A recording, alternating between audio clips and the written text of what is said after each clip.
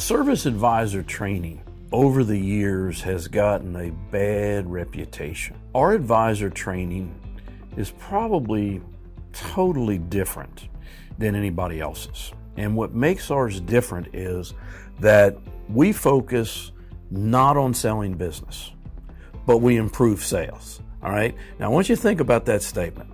We do not focus on selling the business, but we improve sales. And the reason we improve sales is because we focus on selling relationships.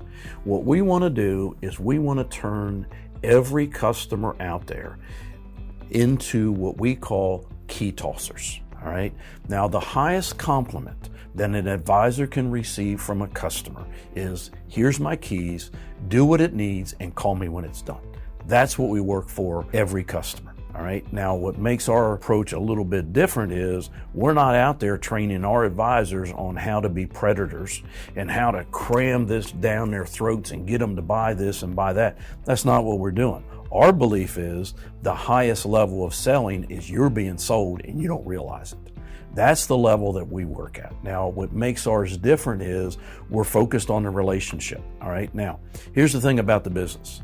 Our business is a needs-based business. All right. I need an oil change on my truck. All right. I know I need it. Nobody has to sell me on the fact that I need an oil change, because since I've been this big, I've been trained and drilled into my head to have my oil and filter change done every 3,000 miles, every 6,000 miles when the light comes on, whatever it may be. Right. But who's going to be the vendor of choice of that customer? You don't have to sell me on it. All right, I know I need it. Who am I going to honor with my business? Us. That's what we train advisors to do, is to focus on that relationship. We're first in the customer's mind each and every time they need service, and they come to us. Now, in doing that, it's all got to be based on a process. All right. Now, what makes ours a little bit different is we don't have a process, because we're different in the way we do business.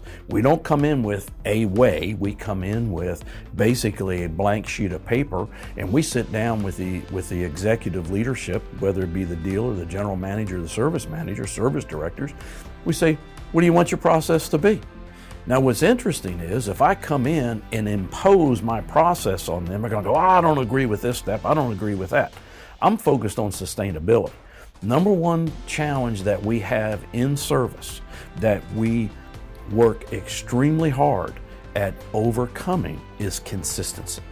We want to be consistently good with 100% of our customers. Not 90%, not 80%, but 100%.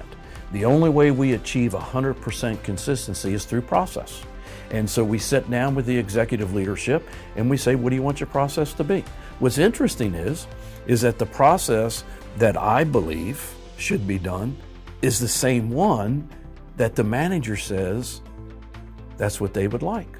All right. But if I came in and said, this is my process, there's always that opportunity. We're going to have a head banging session.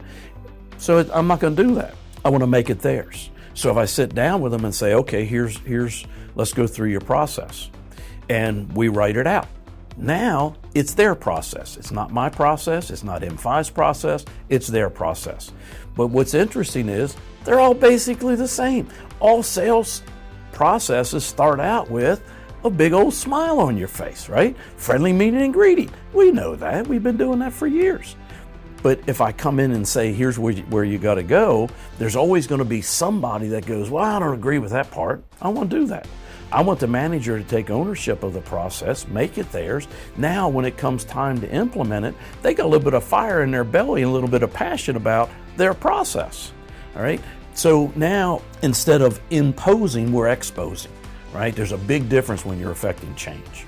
So we want to be consistent. So now, when it's their process, now we sit down with the advisors, we train the advisors to their process. All right. Now that manager gets also trained in how to hold them accountable to the process. No different than the sales department.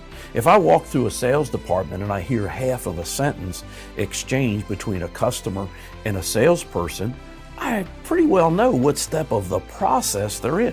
Well, it's the same thing in the service department. Friendly meeting and greeting, and then shut up and listen to the customer. Let the customer explain. Our greatest sales tool we got's our 2 ears. That's what we want to do.